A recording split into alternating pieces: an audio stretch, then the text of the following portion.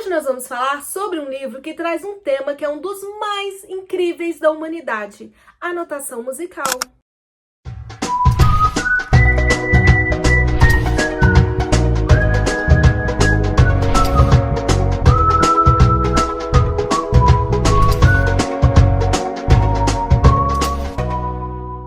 Como você decodifica o som? O ritmo, o tempo que você fica no som e coloca em um código onde todo mundo, o mundo inteiro aceitou como um código universal. Já pensou nisso? A Louise Penny pensou e dessa vez o nosso querido inspetor Gamache mergulhou na notação musical e no canto que dá título ao livro. Mas para entender esse livro é preciso entender algumas noções básicas primeiro. A música é uma ciência matemática, como nos explicaram os gregos. Vamos viajar para um momento histórico da Idade Média, onde a Europa se sentiu uma só em identidade e todo mundo sabe cantar junto. Já temos o canto gregoriano, que é o canto da igreja, e agora cada abadia traz o seu canto em forma de adoração. É por isso que no texto será citado pelos monges vários lugares da velha Europa. Sim, os personagens da história são monges e não podia ser diferente, porque nós já sabemos que o canto, na Idade Média, era repassado de forma oral, de pai para filho. Lembra dos bardos? Lembra das canções do folclore? Sim, a música é algo pagão. Só que quando a igreja começou a catequizar os selvagens, o canto foi se tornando divino. Houve uma apropriação da música e a colocação dessa música, transferência para dentro dos mosteiros, colocando letras divinas. E assim surgiu o canto gregoriano e o cantochão. O cantochão é o canto mais simples, é o canto dos selvagens que foi colocado letras divinas e colocado para dentro da igreja. E o canto gregoriano, que é aquele canto mais rebuscado, mais divino, mais lapidado, que colocou letra e música. Mas daí chegou uma preocupação para a igreja. Como transferir esses cantos para os pergaminhos para que todas as abadias pudessem cantar o mesmo canto? Uma só identidade, lembra? Em toda a velha Europa. Sim, porque não basta saber a letra, é preciso saber a entonação, onde pausar, saber o ritmo da canção para cantar ou para tocar. É porque cada abadia, na sala central, tinha o seu livro de canto e os seus instrumentos musicais. Se eu empresto o meu livro de canto para o frei de outra abadia, como o outro frei vai saber cantar? Como o frei organista vai saber tocar? E como o frei regente vai reger o coro? Já pensou nisso? Eles tocavam basicamente de ouvido. E quando uma abadia tinha que ensinar a canção para outra abadia, eu tinha que enviar um frei que entendesse de música para outra abadia para ensinar o outro frei a tocar de ouvido. Então, a gente já sabe que era preciso criar uma linguagem universal, uma forma de notação, para que eu não precisasse deslocar um frei de lá para cá. E mesmo assim, esse tocar de ouvido, muitas vezes não dava muito certo. Parece que eu estou falando grego para muita gente? Parece, né? Mas eu te ensino. Esse é um inário musical da igreja a qual frequento. Eu toco piano, órgão e teclado. Sim, eu sei ler partitura. Então eu tenho aqui um conjunto de músicas sacras. Não foi assim que a notação musical começou? E para isso surgiu a notação como forma de adoração a Deus? Tá, esse é um inário em dó. Por aqui eu já sei que todo o tom dessas canções está em dó. Na partitura nós temos as notas. Sim, isso você já sabe. As notas estão dispostas em 5 linhas, paralelas e horizontais. Isso você também já sabe. Só que cada linha dessa tem um nome. Cada nota tem um nome, um tempo e um ritmo diferente. Então, nós temos a semibreve, a mínima, a semínima, a colcheia, a semicolcheia. Na frente, nós temos uma clave, certo? Nesse caso, a clave de sol e a clave de Fá. A clave vai mudar o nome da nota. A linha vai mudar o nome da nota. A nota vai mudar o tempo da música. Nós temos as pausas, que são o silêncio da música. A pausa também vai mudar o ritmo e a entonação. Nós temos sinais gráficos como a ligadura, que vai unir os sons.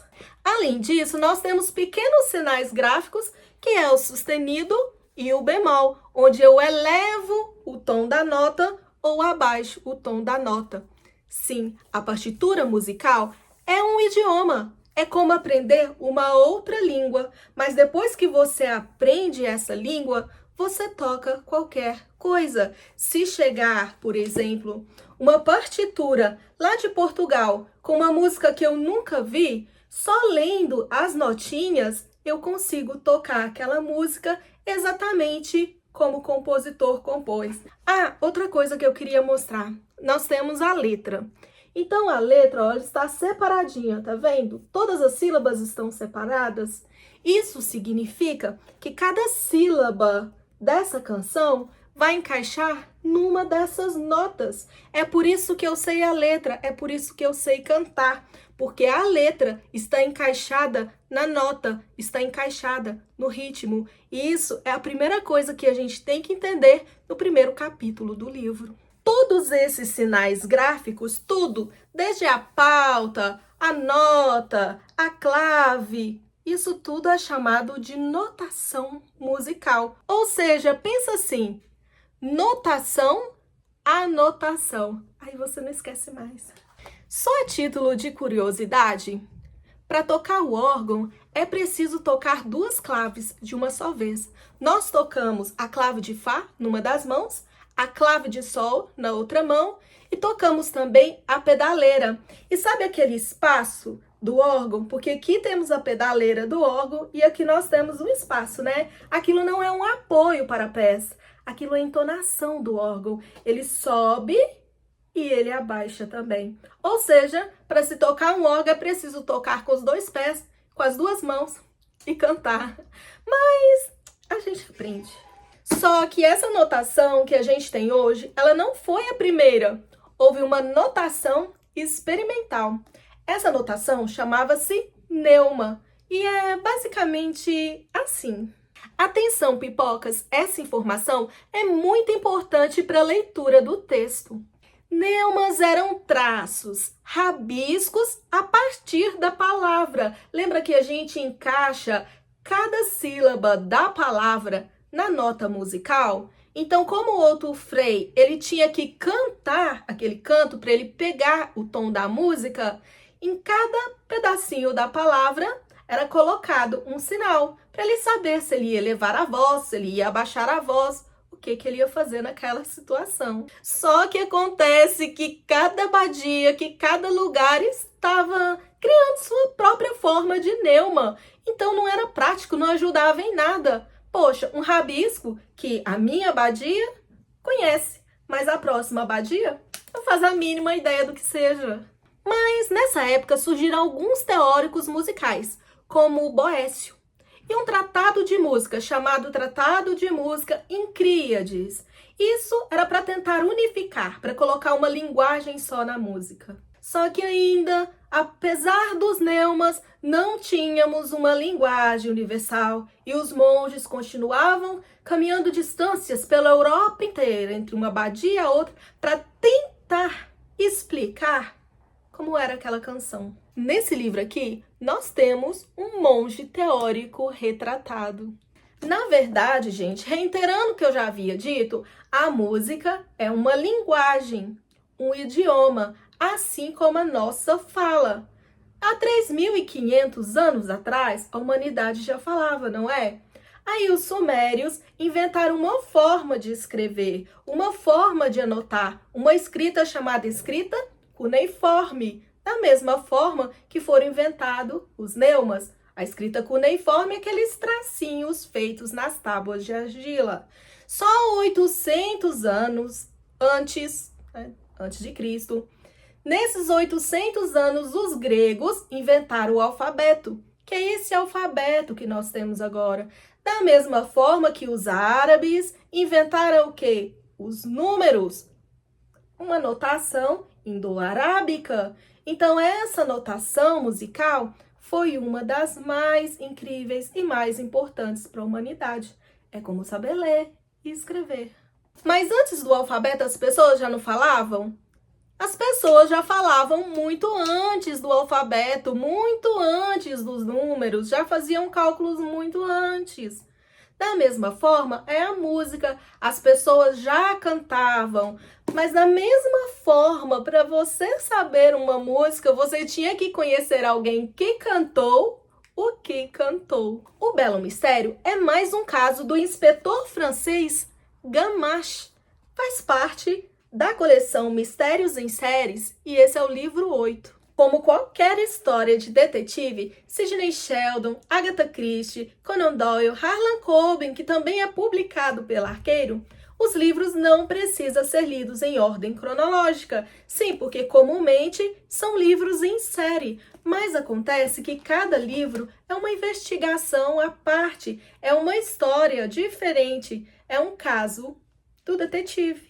Embora haja sim nesse livro algumas menções entre o inspetor e seu ajudante de um caso de um livro anterior, mas nada que atrapalhe a leitura, que vá confundir e nem que seja capaz de dar um grande spoiler do livro anterior. O Belo Mistério chegou ao Brasil em fevereiro de 2025, então é um lançamento recente. É quase um calhamaço de 432 páginas e escrito por uma autora que é um exemplo. É que Louise Penny se tornou escritora com mais de 40 anos. Ela deixou o seu trabalho como locutora numa rádio para se dedicar inteiramente à literatura. Ainda bem. Essa série do Inspetor Gamache já foi traduzida para mais de 30 idiomas e vendeu mais de 18 milhões de cópias no mundo. Sabe esse livro aqui? O Belo Mistério recebeu diversos prêmios, como o Agatha, o Macavity e o Anthony. São prêmios muito importantes para quem escreve histórias de mistério. O livro se passa em capítulos curtos. Temos um narrador observador, onde o passado é contado.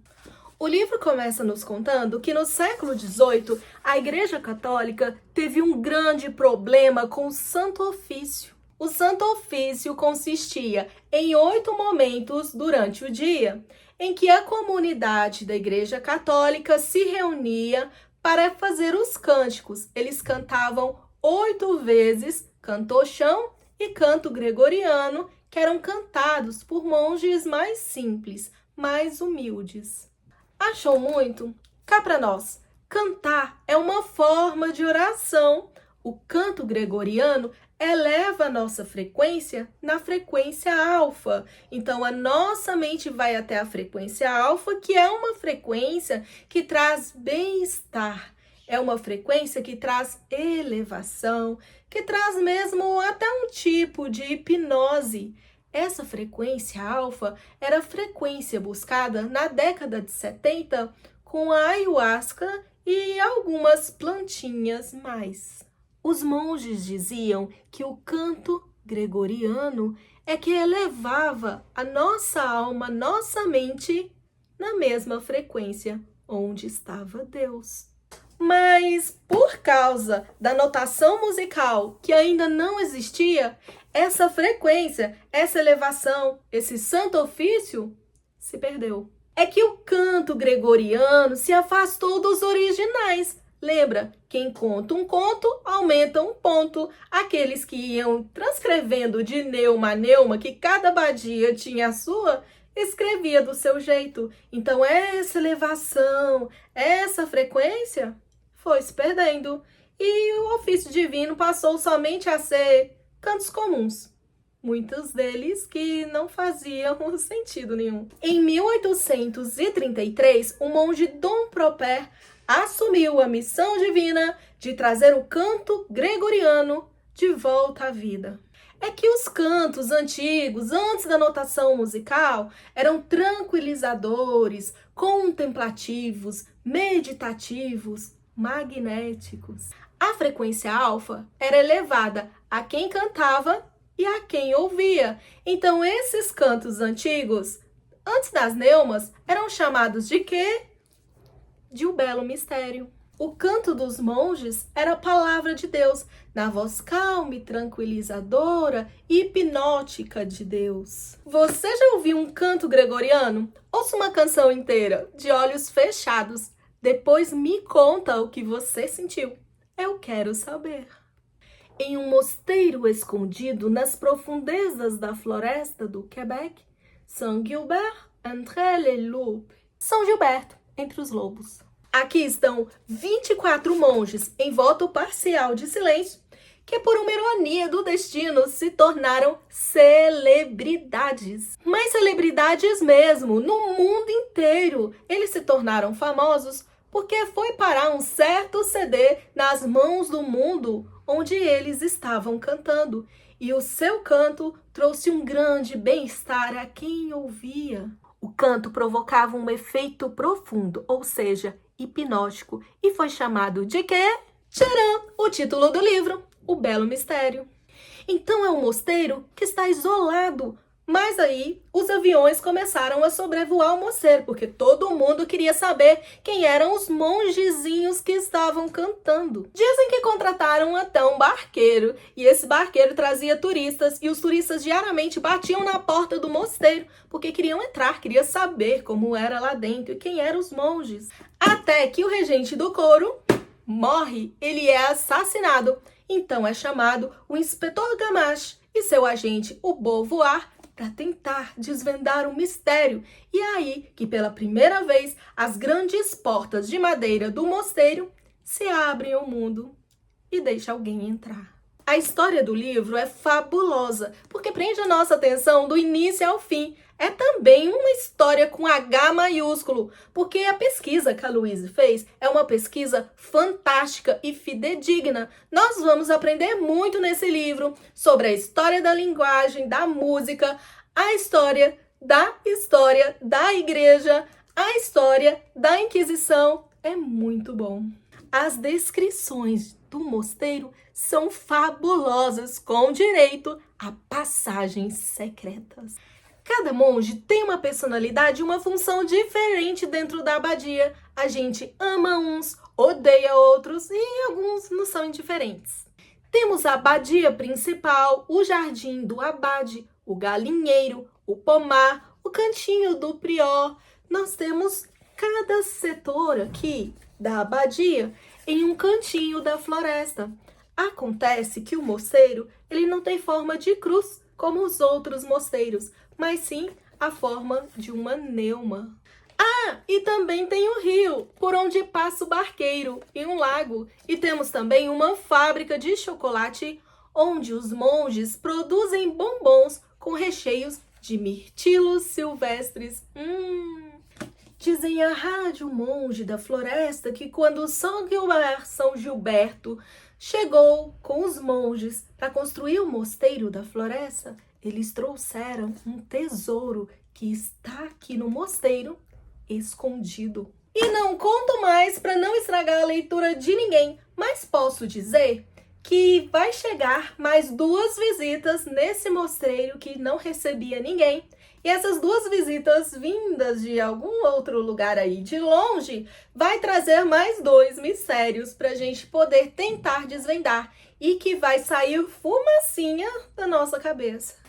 É um dos melhores romances policiais. Não deixa nada a desejar a Sidney Sheldon. Recomendo aos caçadores de mistérios, aos leitores que gostam de treinar a perspicácia e exercitar o pensamento e aqueles que gostam de desvendar mistérios, colhendo as pistas que os autores deixam aqui dentro. Então é isso, meus pipocas misteriosas. Espero que tenham gostado da resenha de hoje. Leia o livro porque vale muito a pena. Muitos, muitos, muitos beijinhos nas suas pálpebras lindas e muitas letrinhas de amor.